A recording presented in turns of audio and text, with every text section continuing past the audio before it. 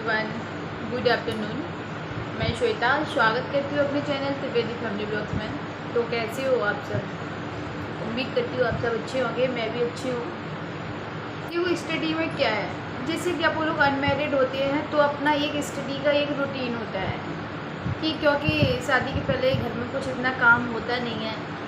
जब मन है पढ़ना, जब मन करना खाना सोना, बस यही सब होता है घर में। जैसे कि मतलब शादी से पहले तो जैसे कि मुझे सुबह उठना है, सुबह पढ़ना है, सुबह मन नहीं हुआ तो मैं शाम को पढ़ूँगी, शाम को मन नहीं हुआ तो मैं दोपहर में पढ़ूँगी, तो ये सब हो जाता है। लेकिन शादी के बाद ससुराल में एक जॉइंट फैमिली में रहना और उसमें एक स्टडी करना, तो कैसे, उसके ऊपर ये वीडियो मैं बनाऊँगी और मैं बताऊँगी कि आप लोगों को कि एक स्टडी कैसे करें, ठीक है। और मैं जैसे कि मेरी वो सीटेट वाली वीडियो आप लोगों के लिए मतलब बहुत अच्छी आप लोगों ने इम्प्रेशन दिया है, उस वाली वीडियो को आप लोगों ने प्यार दिया है। और मैं कह रही हूँ मतलब ये वीडियो भी आप लोगों के लिए उस वीडियो की तरह ही एक राम वाटरिक होती है ना, वही होगी। क्योंकि यदि आप कोई जैसे कि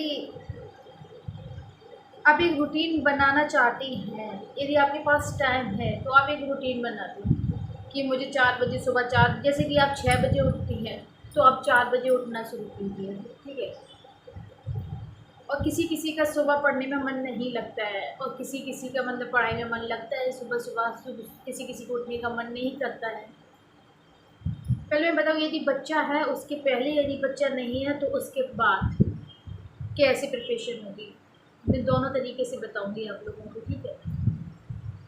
यदि बच्चा नहीं है तो अपन लोग भी फ्री होते हैं, मतलब जल्दी जल्दी काम कर लिया, वही घर का जो है, उसके बाद पढ़ाई कर लो, उसमें मतलब ज़्यादातर अपन लोग फ्री रहते हैं, ठीक है।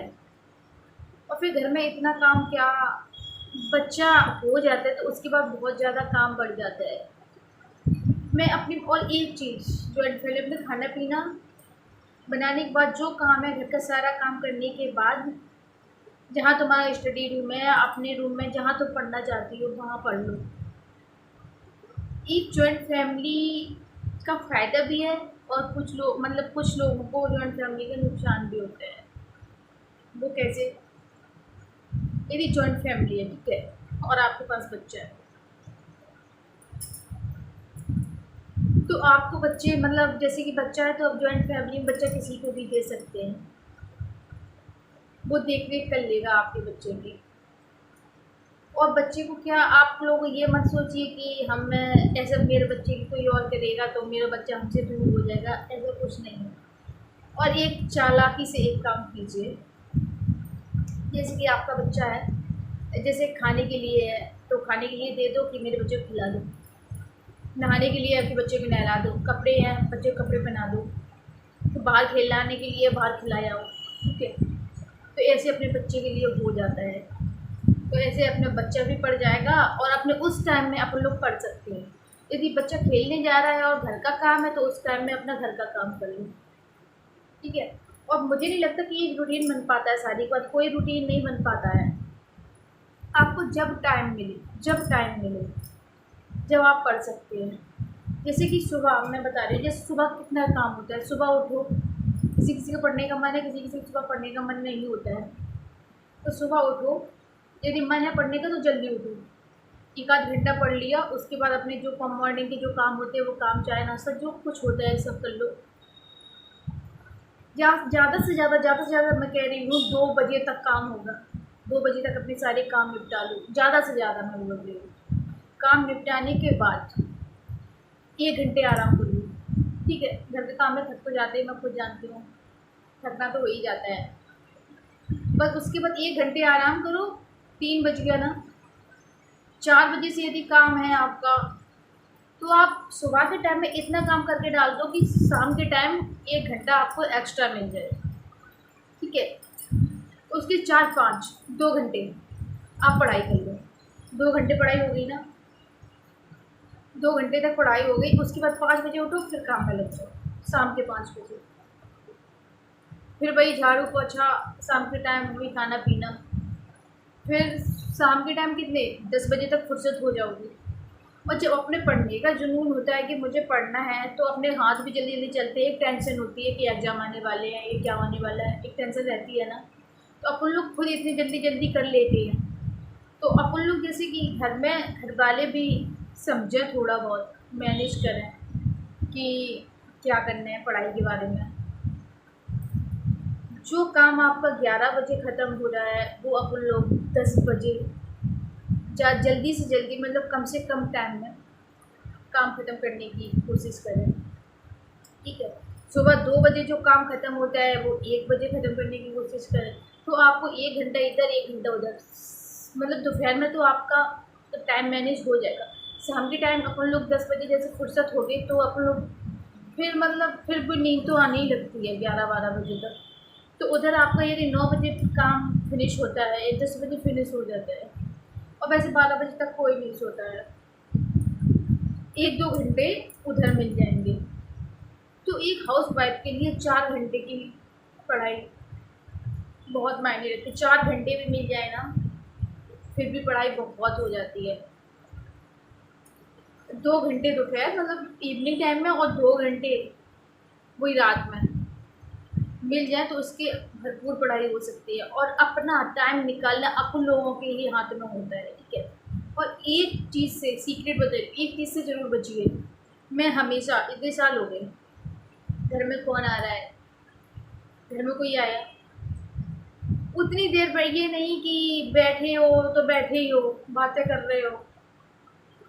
मेरा हमेशा से ये नीड है, मैं बैठ के बहुत कम बातें करती हूँ।